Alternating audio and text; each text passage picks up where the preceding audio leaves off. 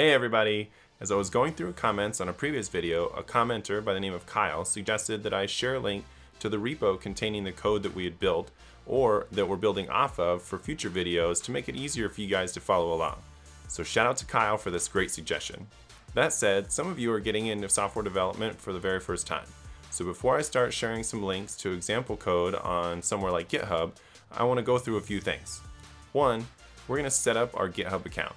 2, we're going to talk about what a GitHub repository is. 3, we're going to create our first repository. 4, we're going to clone our repository to our personal machine.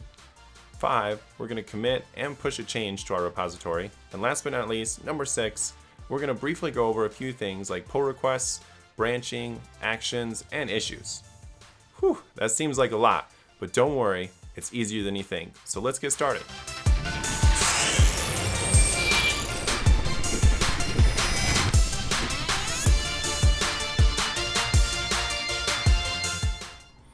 Okay, so I've got GitHub open up here, and I'm going to go ahead and create my account.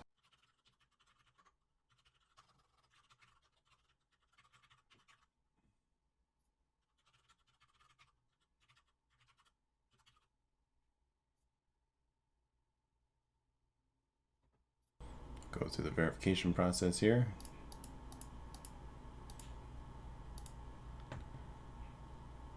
And I don't need any additional updates or announcements or anything like that, so I'm going to go ahead and uncheck that box. And then you can just select the free plan here, and you can pick whatever meets your criteria for you here, but I'll go ahead and do software engineer and moderate amount of experienced, and learn to code, and then complete setup. And now we just need to go check our email, and there'll be a verification email there. Just follow the steps for that, and then we'll come back to that once we've done verifying.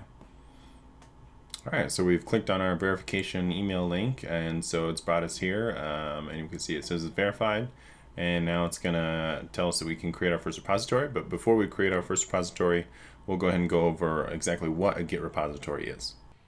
So what is a Git repository? Well, a Git repository, or Git by definition, is a distributed version control system for tracking changes in source code during software development.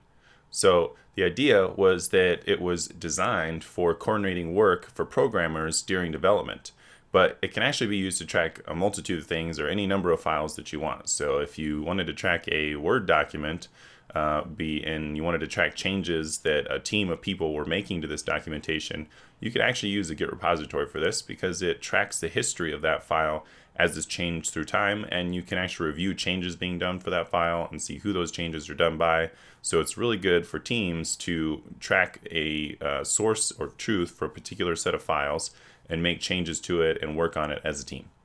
Okay, so now that we know what a Git repository is and kind of generally how it works, we'll go ahead and create our first one. So we're just going to call this GBG tutorial. And then we can just make this private because I don't really need anybody else to see this. So it's kind of up to you, but if you don't want anybody else to see it, then you'll want to click private. If you're trying to share it with other people, then you can do public. And then I don't really need a README with this repository, but again, this is completely up to you. And then we have add a license and add git ignore. Git ignore is just a file that Git uses to determine which files and folders it syncs with the repository when you publish or sync your code from your machine to the GitHub cloud where the repositories are stored at. And so the way that works is, as an example, if you've watched any of our previous projects, doing web development or NPM related projects, those have a node modules folder where all of your different libraries and packages that you install go. And we don't really need that node modules folder synced into our repository because that's just something that changes and it happens when we build and install on our own machine. So we just don't really want that to be synced into our repository. So for that reason, generally when you do NPM related projects and you do a GitHub or a git ignore file that's relevant to that, it's going to ignore the node modules folder and not sync that with your repository in GitHub. So because I'm not actually doing any code for this, and this is just for example purposes, I'm just going to leave these both checked to none. But whenever you create a new repository, please feel free to search in the list here to find the type of code or project that you're creating to see what's most relevant to what you're creating.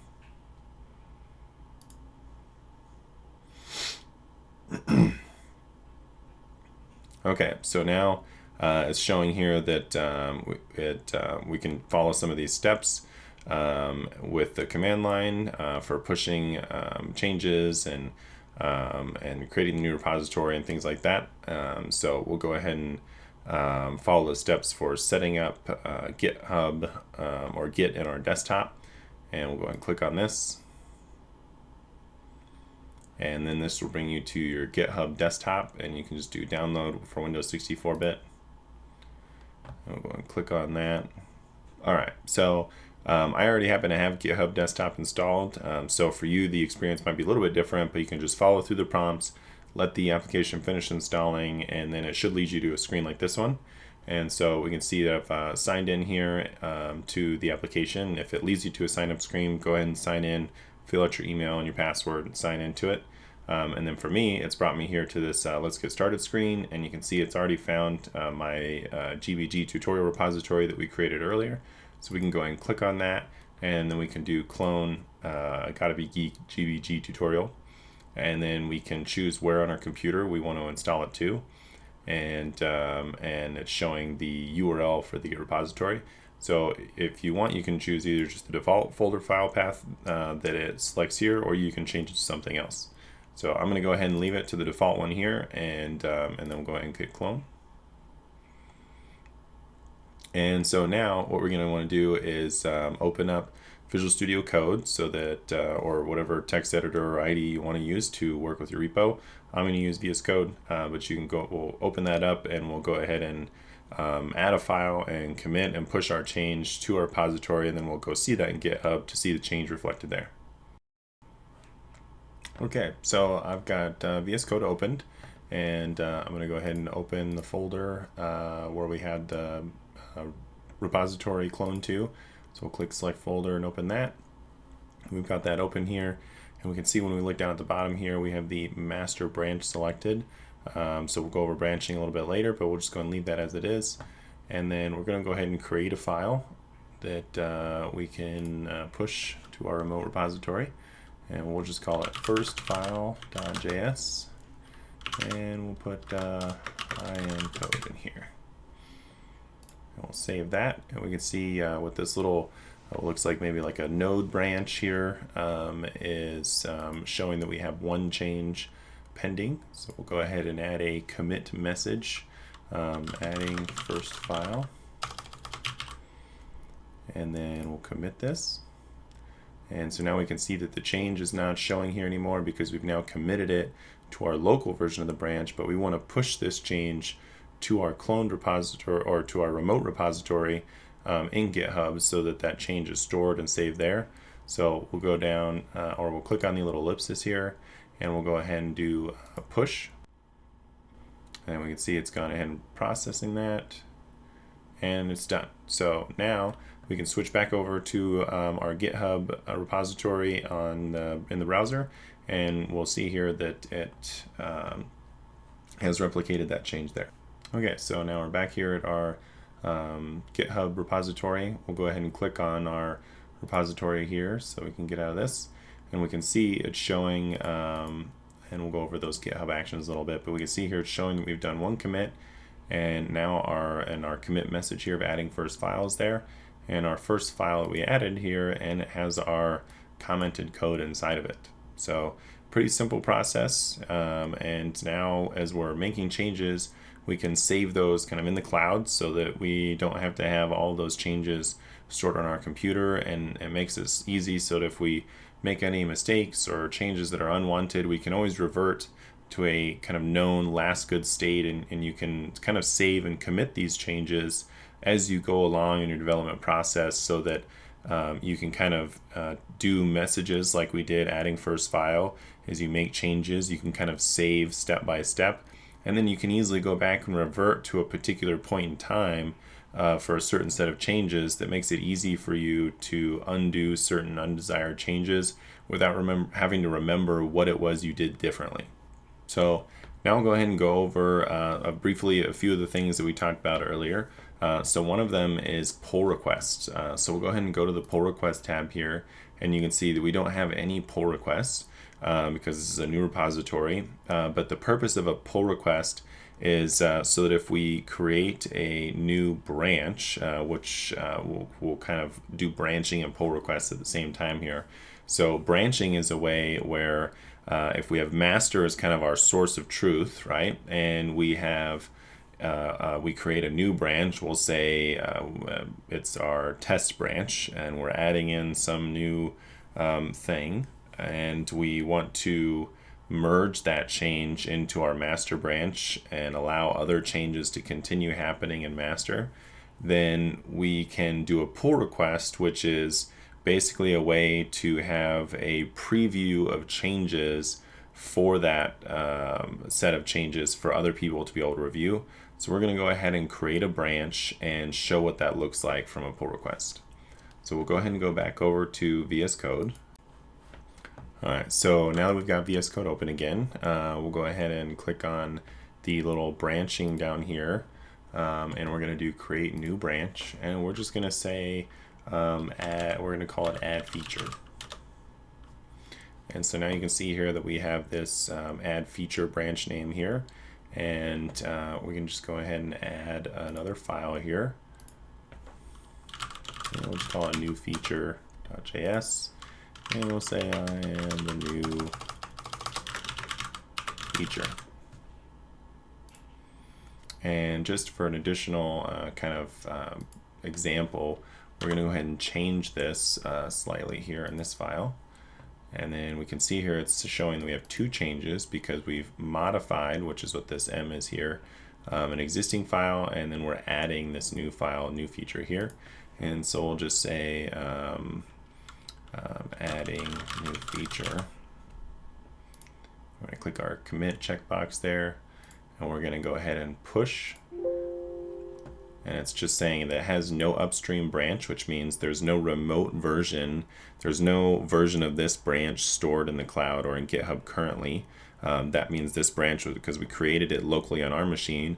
So it's just saying, do you want to publish this first? And then it pushes the changes to it. So we're going to say, yeah, okay. So it's going to go ahead and create the remote version of this branch and take those changes with it. If you wanted to, you could create your branch in GitHub first and then pull that branch and kind of clone that branch locally on your machine.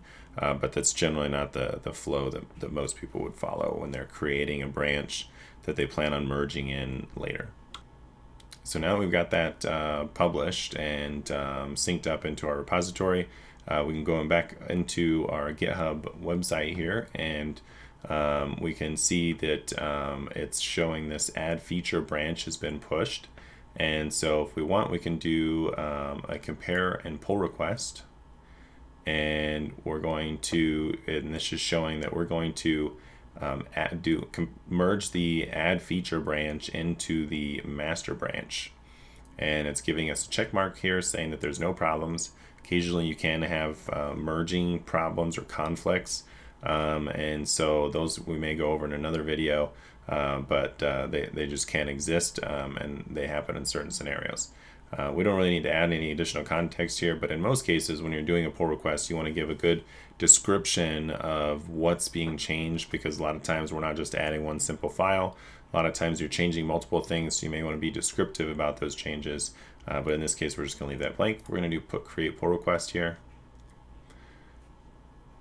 And we can see that it's saying that there's no conflicts and there's no continuous integration set up with any GitHub actions, which we'll go over here in a little bit. And so now we have the merge pull request option here, and you can click on this. There's different kinds of merge styles. So in this case, or in most cases, I would say you usually want to try and do this squash and merge. And so we're not going to go over the different merging strategies too much here, but this is probably a good de facto one. So we'll do squash and merge. And then we don't need any description here, so we're going to do confirm squash and merge. And then we can say the pull requests, or we can see here that says pull request successfully merged and closed. And then we don't really need to keep this branch on any longer, so we'll just go ahead and do delete branch. This is only going to delete it on our remote or in GitHub itself, but it's not going to delete the local ones, so you'll need to go behind or after this and delete the branch from your local machine. And so now if we go into code over here, and we're still in the master branch, but now we can see that we've got our latest commit message of adding new feature, where we've got this new file here, and we've added the period at the end of the file here. And then if we go back, we've gotten our new feature file here as well. And so it gives you an opportunity to see those changes that we had made. So we can go back here and look at this closed pull request. We can even click on it and we can see historical ones, and we can look and see what the actual files were that were changed during this, and we can see what those changes are, and it kind of really points those out. And you can see it highlights here the period that we added in this file, and this file was new, and we added this line of code. And so it makes it really useful to kind of easily see what's being changed, especially when you're working as a team, or if you want to make sure that the changes that you are making were the intended ones, or maybe you made a temporary change on your machine and you intended to undo that change later so you can see it. Obviously, I'm reviewing these changes after the fact, but you can click on these files and see the PR changes before it's completed, and make sure that the changes are what you want. So next we're going to go briefly over the GitHub Actions. So actions are just different things you can do when your code changes, like deploying it. You can see here we have deploy Node.js to Azure Web App, so you can set it up. Similarly, you have deploy to Amazon ECS and some other ones. Publish Node.js package if you were building a library that you wanted to publish, say on NPM. Or if you're building a website, like a Node.js website, you can have it so that when you create a change or publish a change or merge a change into the master branch, you can have a certain set of actions triggered that usually it's kind of like a script that will run so that it can follow us some steps to, in this case, deploy your code into an Azure Web App. So if you have a website that you want to kind of keep up to date, you want to have it automatically deployed every time you commit a change into your master branch, you can have this action run, and then all you need to do is commit your change into your master branch, and then shortly later your website will be updated with those changes. So it's pretty neat, and there's quite a few options you can do here, and we might go over GitHub Actions a little bit more in detail on a future video, where we'll probably do an example of showing what it looks like to fully deploy a web application to Azure or Amazon through GitHub Actions. Lastly, we're going to go over issues. Obviously there's none here, but issues is a way, so again, if we were creating a library, we'd be able to go in and either create an issue or see the existing issues on that library. And so to kind of best represent that, I'm going to go ahead and pull up the Parcel.js GitHub repository, and we'll kind of see a little bit more what that looks like. Okay, so I switched over to the Parcel Bundler GitHub, and we can see here they've obviously got a lot of files and all these different commit messages for theirs. And we can see they actually have quite a few issues open, and again we can see these pull requests. They have 28 active pull requests here, and different comments on them, and you can see kind of information about what those pull requests are about. But we'll go back over the issues here, and we can see there's different types of filtering you can do on the issues to find certain ones, and you can see that they've tagged these here with different issues. And so we've got a few bugs that people have found, and so you can either create a new issue if you found a bug yourself, or if you think that there is a bug or a problem, or you're having an issue and you're trying to use this library or this package, you can come here and see if what you're experiencing or the problem you're having is one that maybe somebody else has. And a lot of times you can click on these and you can kind of see a common flow or a flow that a lot of times people try and do for bug reports, where you show what's expected versus what you're experiencing. And sometimes we'll see these possible solutions and people explaining and showing what's wrong. And this probably isn't a good example because there's not a lot of back and forth here. But in some cases, so we can switch over to this issue here for this bundle hoisting crashes when importing material UI. So we can see somewhere here, it's got an explanation of the problem, and then there's people kind of commenting and talking about maybe possible solutions and some back and forth. So a lot of times you can kind of climb through the comments on these and find ways to resolve the issue that you might be having through other people finding resolutions to those problems as well. So it's a really neat tool to kind of be able to collaborate and be a part of helping fix and grow an open source project. And then and seeing maybe areas where maybe if you encountered a bug or you wanted to try and help fix this particular bug, you could open up a pull request with the changes to fix whatever this problem is, and then have it reviewed in a pull request. Now that you have a GitHub account and are familiar with some of the basics of GitHub, you should be well equipped to follow along in any future videos where I may share a link to a repository for you to use as a reference point during that video. Additionally, while we did make our first repository a private one, there are plenty of public repositories out there, some of which contain open source projects like ones we've already seen, like Webpack and Parcel.js. As you continue through your self-learning, feel free to poke around at some of the repositories out there. You can see how they structure their project, you can open an issue if you find a bug, or you can fix a bug or add a feature to an existing project by submitting a pull request for review by the contributors of that project. Hopefully this is an easy process. Let me know what you think below. And if you have a comment or a suggestion, feel free to share it because I'm definitely paying attention to them. That's it for today. See you in the next one.